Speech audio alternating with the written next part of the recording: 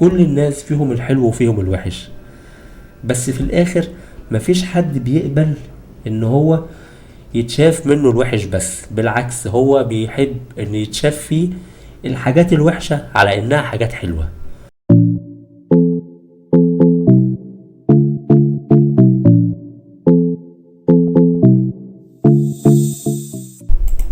ازيكم جميعا وعاملين ايه؟ الانسان بطبيعته متناقض، يعني ممكن تلاقي فيه كل حاجة وعكسها في نفس اللحظة في نفس الرأي. عشان كده طبيعي انك ما تاخدش كلامه بمحمل جد قوي، لان هو ممكن يسخر كل كلامه وكل افكاره وكل توجهاته في خدمة اللي هو عايز يوصله بس. من الحاجات الغريبة في نظرة الانسان للناس هي كونه ان هو بياخد بالمظاهر بشكل عالي جدا. هديك قصة صغيرة ومثال.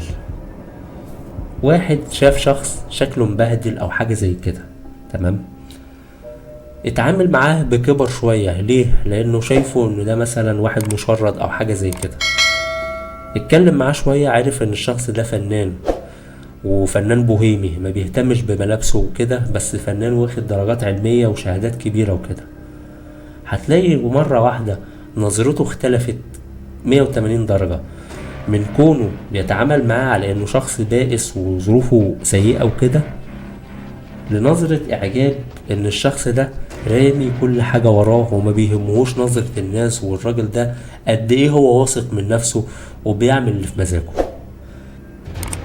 وجهة نظري ما تاخدش الناس بمظاهرهم، كل الناس فيهم الحلو وفيهم الوحش، بس في الاخر مفيش حد بيقبل ان هو يتشاف منه الوحش، بس بالعكس هو بيحب ان يتشاف فيه الحاجات الوحشة على انها حاجات حلوة.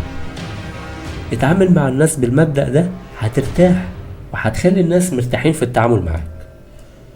لو المعلومة عجبتك متنساش تعمل شير عشان الناس كلها تستفيد من المعلومات دي. في نفس الوقت تعمل لنا سبسكرايب وتتابعنا على الفيسبوك والتيك توك والانستجرام عشان تبقى اول واحد تتابع الحلقات الجاية. شكرا.